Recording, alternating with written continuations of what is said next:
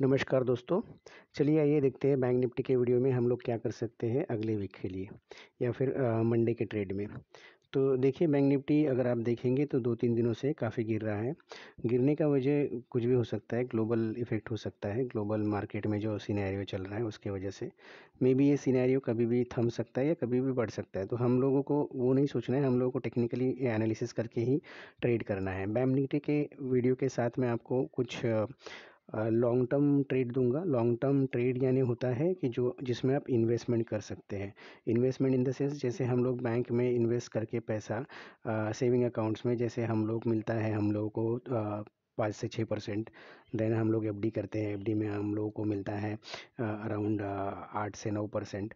तो उसी तरह से हम लोग अगर स्टॉक में इन्वेस्ट करें तो उसमें भी हम लोगों को 20-30% इनकम साल का मिल सकता है। तो ऐसे कुछ स्टॉक्स निकाले हैं जो मंथली ब्रेकआउट हुए हैं या मंथली बेसिस पे काम करेंगे।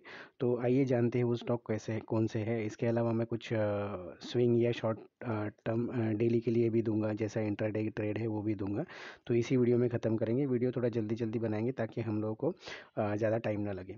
तो आइए पहला जो हम लोग रेगुलर वाला डिस्कस कर लेते हैं, बैंक निफ्टी। बैंक निफ्टी अगर आप देखेंगे तो 3 दिन से जैसे मैंने आपको बोला ये ड्रॉप कर रहा है, लेकिन बैंक निफ्टी ने फ्राइडे के दिन इसको खुद को होल्ड किया है ये छोटे से बॉक्स में।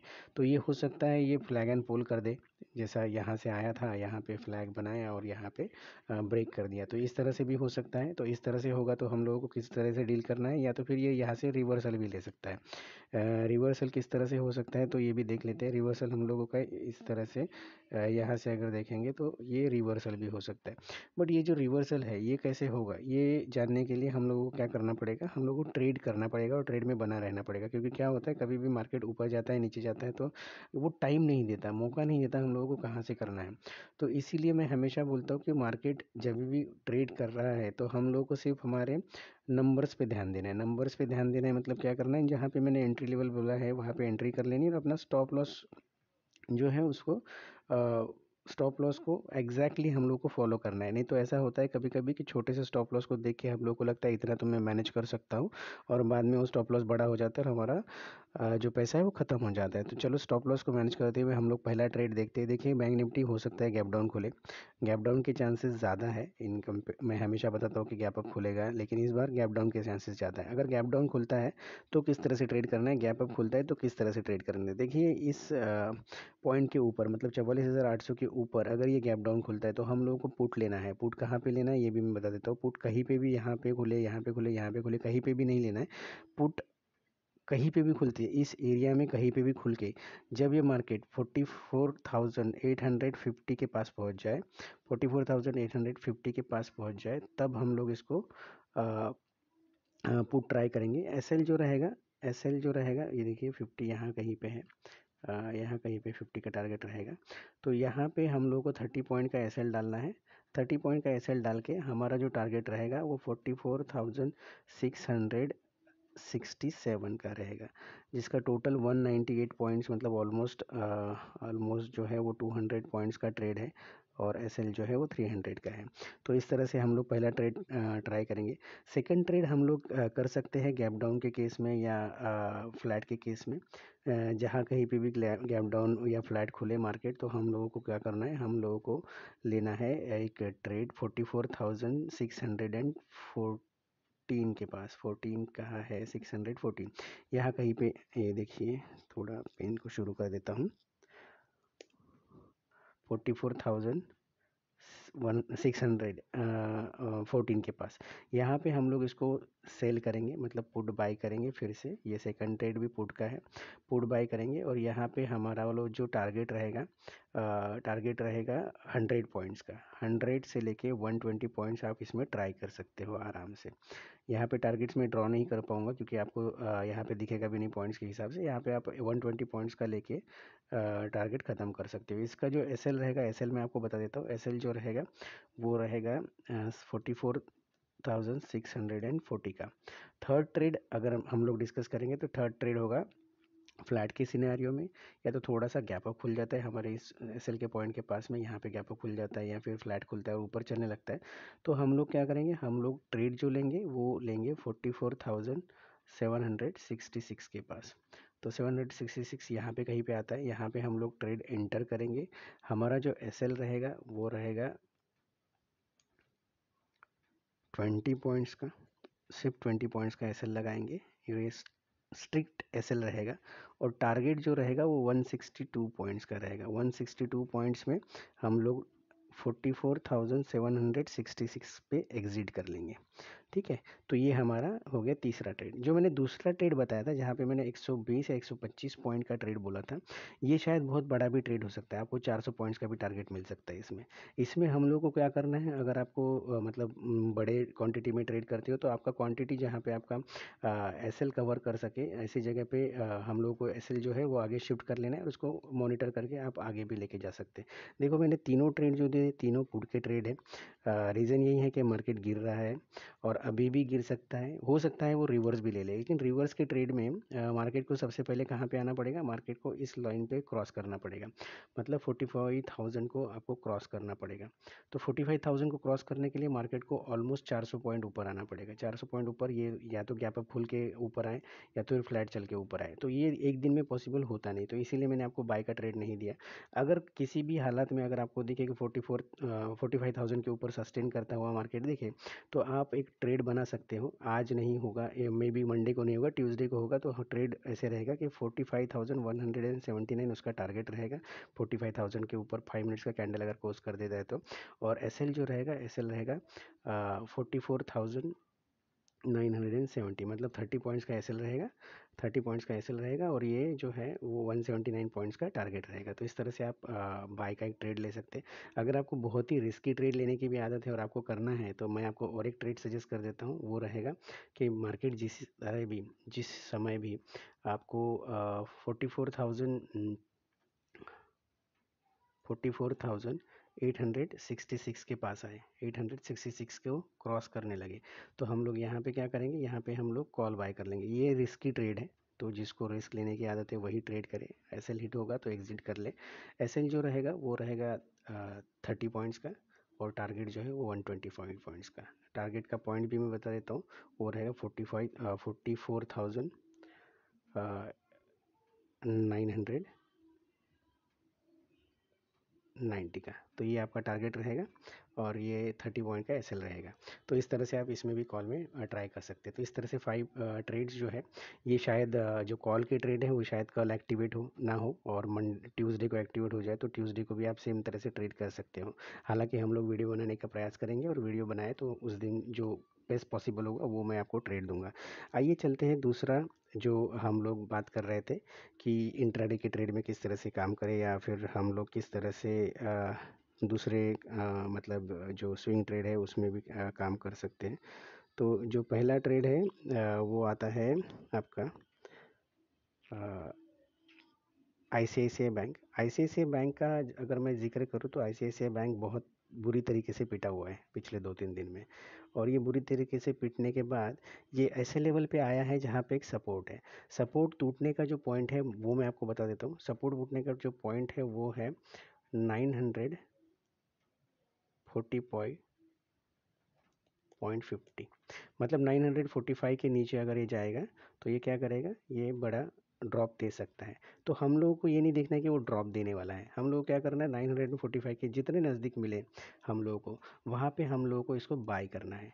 इसलिए बाय करना है क्योंकि यहाँ पे सपोर्ट फाइंड आउट करेगा। मार्केट ऑलरेडी 3 दिन से गिर चुका है, तो थोड़ा सा सपोर्ट तो उसने देना चाहिए, और थोड़ा सा सपोर्ट अगर हम लोगों को देता है, थोड़ा गैप डाउन खुलता है और 945 के आसपास खुलता है, या तो फिर जहाँ पे है वहीं पे फ्लैट खुल के थोड़ा सा नीचे जाने में जाते वक्त हम लोग को दिखता है, तो हम लोग इसको बाय कर सकते हैं। बाय करके जो हमारा टारगेट रहेगा वो 100 रहेगा 956, ये रहेगा इंट्राडे के लिए टारगेट। अगर आपको लगता है कि इसने सपोर्ट ले लिया और दिन भर इसने निकाल लिया इसी 945 और 956 के बीच में, तो आप इसको लॉन्ग ट्रेड भी ले सकते हो। लॉन्ग ट्रेड लेके आप इसका कम से कम 10% 20% का ट्राई कर सकते हो अपने वाले जो भी रिटर्न्स है उसमें। दूसरा है एलएनटी का ट्रेड। एलएनटी का बहुत ही सिंपल ट्रेड है। एलएनटी का सिंपल ट्रेड इसलिए क्योंकि एलएनटी जो है वो बहुत अच्छा परफॉर्म कर रहा है, 2-4 दिनों से। अगर आपने एक चीज़ देखी नोटिस की होगी तो इतना गिरने के बाद भी, ये देखिए मैं आपको चार्ट दिखा देता हूँ, जिस तरह से वो गिरा उसके बाद उसी तरह से उसने वी शेप रिकवरी कर ली। अब यहाँ पे ये फ्लैग एंड पोल बना रहा है। फ्लैग एंड पोल ऐसा होता है कि जब भी ये ब्रेक करता है तो ये आपको इतना जितना है उतना टारगेट दे के जाएगा। तो अभी क्या कर सकते हैं आप एल में 294 के पास खरीद के इसका 10 रुपये का एस एल लगा करके, एस एल सिर्फ 10 रुपये का लगाना है, मतलब 2930 पे आएगा तो हम लोग इसको 29 पे आएगा तो हम लोग इसको एग्जिट कर लेंगे। तो एग्जिट करने के पहले अगर ये ऊपर चला जाता है तो हम लोग इसको होल्ड कहाँ तक करेंगे, हम लोग इसको 45 रुपीज़ का टारगेट बना सकते हैं, मतलब 2995, 45 नहीं 55 रुपीज़ का टारगेट दे सकते हैं। तो 2995 के पास इसको एग्जिट करेंगे। तो एस एल जो है वो 10 रुपीज़ का है और टारगेट जो है वो है 45 रुपीज़ का। तो इस तरह से हम लोग एल को ट्रेड कर सकते हैं। उसके बाद जो ट्रेड है वो है क्रिसिल का। क्रिसिल जो है, अगर आप 5 मिनट की कैंडल पे आ जाए तो आपको इतने अच्छे से नहीं दिखाई देगा, तो हम लोग इसको चले जाते हैं 15 रुपीज़ पे। 15 पे भी ये इस तरह से नहीं दिखाई दे रहा है जिस तरह से हम लोग को चाहिए, तो बड़े टाइम फ्रेम पे चल जाते हैं। देखिए किस तरह से वो यहाँ पे कंसोलिडेट कर रहा है।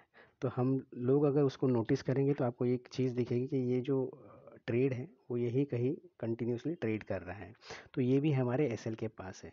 तो हम लोगों को क्या करना है, जिस समय क्रिसिल जिस समय भी 3870 को क्रॉस कर लेगा, 3870 को क्रॉस कर लेगा, तो हम लोग एसएल जो है वो 33 पॉइंट्स का लगा करके टारगेट जो है वो 4076 या 70 प्रिसाइजली हम लोग ट्राई कर सकते हैं। तो ये टारगेट जो है वो टोटल 200 पॉइंट्स का है और एस एल जो है वो है सिर्फ 33 पॉइंट्स का। तो हम लोग का एंट्री पॉइंट जो है वो 3870 जैसे भी क्रॉस करके 5 मिनट्स का कैंडल क्लोज कर देता है तो हम लोग एक ट्रेड ले सकते हैं। तो ये ट्रेड जो है वो आप देख सकते हो कि 1:6 का ट्रेड है। तो इसको ट्राई करना बिल्कुल जायज़ बनता है, क्योंकि हम लोग हमेशा बात करते हैं कि हमारा जो एस एल हो वो हमेशा कम रहे और जो टारगेट हो वो हमेशा बड़े रहें, ताकि हम लोग ये 3 भी ट्रेड सक्सेसफुल हुए और 6 ट्रेड हमने किए तो हम लोग फिर भी पैसा बना के आराम से कमा सकते हैं। आइए जानते हैं बड़े ट्रेड्स, जो मैंने आपको बोला था कि ये एक लॉन्ग टर्म के लिए आप ये कर सकते हो, उसको सेव कर सकते हो खुद के इसमें वॉच लिस्ट में, और आप इसको लॉन्ग टर्म पे इन्वेस्टमेंट कर सकते हो, ताकि इसमें आपको जो इनकम हो वो कंटिन्यूसली चलता रहे और आपको बार बार स्क्रीन की तरफ देखना ना पड़े। तो ये पहला ट्रेड है। पहला ट्रेड जो है वो बैंक ऑफ महाराष्ट्र जो ऑलरेडी ब्रेकआउट कर चुका है, और इसका जो पॉइंट था मैं आपको पॉइंट बता देता हूँ। ये था 46 रुपीज़, नॉट 46 रुपीज़, अभी 46.90 पे है ये। इसका जो एंट्री पॉइंट था वो था 41.95, मतलब टू बी प्रिसाइज 42 रुपीज़ पे इसको बाय करना था। 5 रुपीज़ ऑलरेडी ऊपर जा चुका है और नीचे आने का इसके चांसेस है थोड़े से, इसको नीचे आने दीजिए और 42 रुपीज़ पे इसको आप बाय कर सकते हैं। इसका टारगेट और एसएल नहीं बताऊंगा, एसएल आप 5% तक रख सकते हैं और टारगेट आप 30% पे ट्राई कर सकते हो, मतलब इसका जैसा यहाँ से 30% आगे जाएगा तो आप इसको एग्जिट कर सकते हो। तो ये लॉन्ग टर्म का ट्रेड है इसलिए, और शायद मैं इस पर फिर से भी वीडियो बनाऊंगा और आपको बताऊंगा कि आप इसको एग्जिट कहाँ से करना है। यूको बैंक जो है वो, यूको बैंक अभी ब्रेकआउट नहीं दिया है। यूको बैंक का जो ब्रेकआउट पॉइंट है वो है 46 रुपीज़ 50 पैसा। यहाँ पे आपको एंट्री करनी है।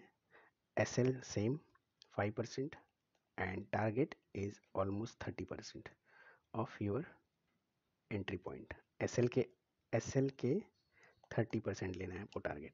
इसके बाद आता है टाटा मोटर्स। टाटा मोटर्स थोड़ा वॉल्यूम जो है वो थोड़ा गड़बड़ है, तो इसलिए उसको अवॉइड कीजिए। उसके बाद जो है यूनियन बैंक।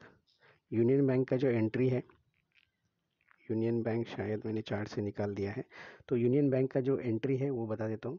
यूनियन बैंक आपको करना है बाय, यूनियन बैंक जो है वो आपको करना है 104 पे एंट्री करना है, जो अभी शायद 102 के आसपास कहीं पे है। मारुति भी आप जो मारुति का ट्रेड है वो भी आप ले सकते हैं, वो थोड़ा बड़ा है। ट्रेड का साइज जो है वो 9996 पे एंट्री है उसका, इसका भी आप सेम कर सकते हो। तो इस तरह से एक और है जो डीबी रियलिटीज़ है। डीबी रियलिटीज़ भी आप चेक कर सकते हैं, इसका भी एंट्री पॉइंट जो है 168.40 रुपीज़ तो है। तो ये सब जो ट्रेड मैंने दिए इस पे मैं एक सेपरेट वीडियो भी बनाऊंगा। ये इसलिए मैंने जल्दी जल्दी में आपको बताया क्योंकि ये पॉइंट्स जब जो मैंने प्राइस बताया, ये प्राइस जब क्रॉस करेंगे उस समय आपने एंट्री लेनी चाहिए, क्योंकि अगर वीडियो बनाते वक्त अगर 1-2 दिन चले गए और 1-2 दिन में अगर ये इसके ऊपर 10-20 रुपये चले गए तो फिर अपना स्टॉप लॉस बढ़ जाता है। आपको एंट्री तो तभी भी लेनी है, आपको एंट्री अभी भी लेनी है। तो ये जो मैंने स्टॉक बताए वो आप वॉच लिस्ट में लगाइए। वॉच लिस्ट में देख के आप ये देखिए कि क्या ये इस पॉइंट को क्रॉस कर रहे हैं। अगर ये पॉइंट को क्रॉस कर लिया है तो बिंदास लीजिए। इस पे मैं वीडियो बना दूंगा। वीडियो में आपको एसएल कहाँ पे रखना है और टारगेट कहाँ पे एग्जिट करना है वो पॉइंट्स भी बता दूंगा। लेकिन अगर आपने लिया हुआ है शेयर लोगे हमारे वीडियो के कहने पे तो आप उस हमारे कमेंट बॉक्स में ज़रूर बताइए, ताकि हम लोग इसको वीडियो को जल्दी से जल्दी बनाएंगे। बाकी यही कहूँगा दोस्तों कि अगर हमारे वीडियो से आपको कहीं पे भी फ़ायदा हो रहा हो और कहीं पे भी आपको लग रहा है कि आप हमारे वीडियो से पैसा कमा रहे हैं तो लोगों को ज़रूर बताइए और शेयर कीजिए चैनल को और सब्सक्राइब भी कीजिए। धन्यवाद दोस्तों।